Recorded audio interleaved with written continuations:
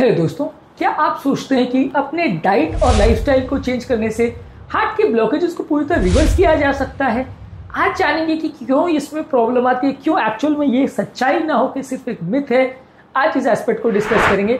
यदि आपको ऐसा लगता है कि आप अपने हृदय के अंदर मौजूद ऑलरेडी जो ब्लॉकेजेस जो 60, 70, 80% ब्लॉकेजेस बन गए हैं, उसको डाइट, एक्सरसाइज द्वारा या इवन दवाइयों के प्रयोग के द्वारा भी आप उसको पूरी तरह से बदल सकते हैं और उस 80% के ब्लॉकेज को आज 30% पर आप ला सकते हैं दवाइयों द्वारा। तो आज इस मिथ को हम बस्ट करने का प्रयास करेंगे, क्यों ये पॉसिबल नहीं है और क्या इसमें एक्चुअल सच्चाई है, क्या साइंटिफिक एविडेंस है इसके पीछे। ये सारी चीजों पर आज हम बात करेंगे। टॉपिक पर जाने से पहले जो लोग हमारे चैनल पर नए हैं उन्हें रिक्वेस्ट करूंगा कि चैनल को सब्सक्राइब करें, वीडियोस को लाइक करें, शेयर करें, फॉलो करें, कमेंट करें, पूरा देखें। टॉपिक के मिड पोर्शन में इसे इंटरेस्टिंग बनाने के लिए ट्रिविया सेक्शन में मैं आपके साथ लाऊंगा कुछ ऐसे इंटरेस्टिंग पॉइंट्स जो आपको ज्ञान भी देंगे और हैरान भी करेंगे। तो चलिए शुरू करते हैं मेरे साथ ये हेल्थ का सफर। सबसे पहले आपको ये समझने की जरूरत है कि लाइफस्टाइल चेंजेस और डाइटरी चेंजेस करने से ये ब्लॉकेजेस नहीं जाते हैं। अगर आपको कोई ऐसा बोलता है कि आप एक्सरसाइज करो तो आपका 80% का ब्लॉकेज 50 हो जाएगा, या आप ये डाइट ले लो या दवा ले लो तो वो 50 हो जाएगा, तो ऐसा यूजली नहीं होता है।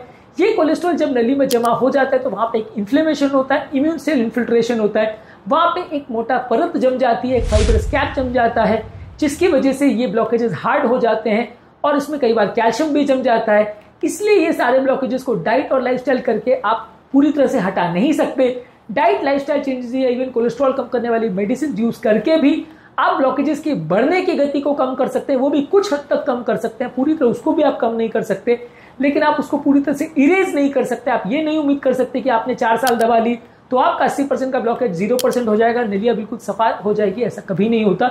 एक बार अगर नली में ब्लॉकेज बन गया तो फिर उसे पूरी रिवर्स करना मुश्किल है।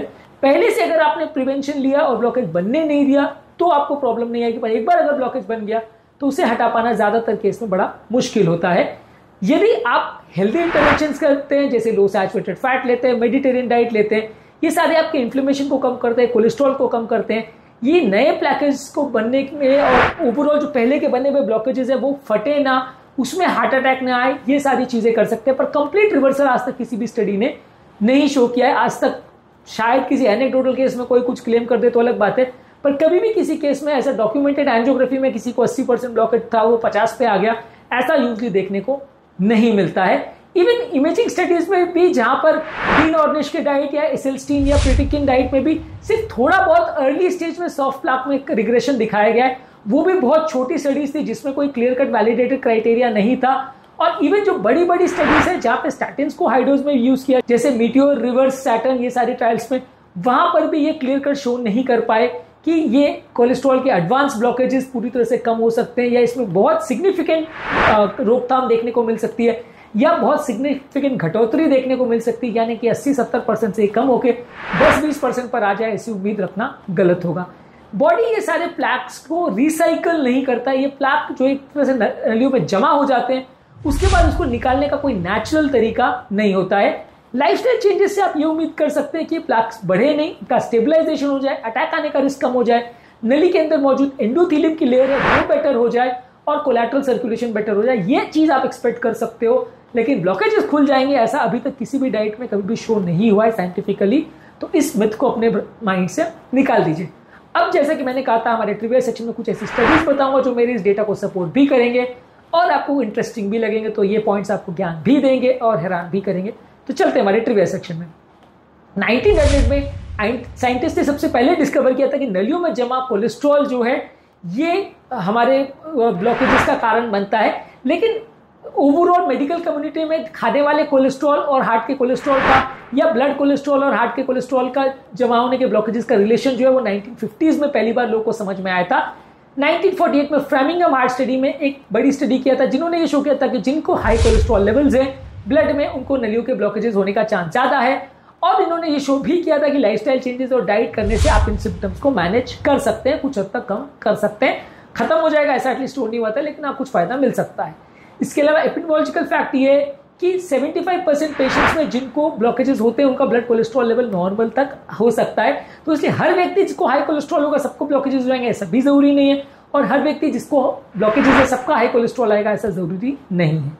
2009 में अमेरिकन हार्ट एसोसिएशन ने हाईलाइट किया था कि कोलेस्ट्रॉल लो करने वाली मेडिसिन जो है वो हार्ट डिजीज के रिस्क को कम करती है, ब्लॉकेजेस को रिवर्स नहीं करती है, लेकिन ये ऑलरेडी जो डैमेज हो गया वो पूरा कम नहीं कर सकती। हाँ, कुछ हद तक ब्लॉकेजेस के रिस्क को और हार्ट अटैक के रिस्क को कम कर सकती है। इसके अलावा मेडिकल अंडरस्टैंडिंग में ये शो हुआ कि ये जो ब्लॉकेजेस बनते हैं वो सिर्फ कोलेस्ट्रॉल का कारण नहीं होता, वो बहुत ज़्यादा बॉडी के इन्फ्लेमेशन से रिलेटेड होता है। इसलिए आजकल मैं भी अपने पेशेंट्स पर ज़्यादातर कोलेस्ट्रॉल कंट्रोल से ज़्यादा इन्फ्लेमेशन रिवर्सल और फास्टिंग और वजन कम करने पर ज़्यादा फोकस करता हूँ, डायबिटीज रिवर्सल पर ज़्यादा फोकस करता हूँ रादर देन सिर्फ कोलेस्ट्रॉल कंट्रोल पे, क्योंकि उससे उतना फायदा होता नहीं है। तो ट्रिविया सेक्शन में बस इतना ही। अब आते हैं हमारे प्रैक्टिकल यूटिलिटी सेक्शन पर, जहां पर इस टॉपिक से मिली इंफॉर्मेशन को समझने में आपकी मदद करूंगा और उसको यूटिलाइज करने में आपकी मदद करूंगा। बेसिकली टॉपिक का बेसिक पर्पस ये था कि आपको समझना जरूरी कि कोलेस्ट्रॉल कम करना कार्डियोवैस्कुलर हेल्थ इंप्रूव करने का एक पार्ट है, पर वो एक ही पार्ट है ऐसा नहीं है और सिर्फ सब कुछ उसी पर चल रहा है और उसको आपने फॉलो किया तो जिंदगी भर कोई दिक्कत नहीं आएगी, ऐसा नहीं है। आपको डाइट के साथ प्रॉपर मेडिकेशन और लाइफस्टाइल चेंजेस करने हैं जिससे कुछ हद तक फायदा होगा, बीमारी पूरी खत्म नहीं हो जाएगी।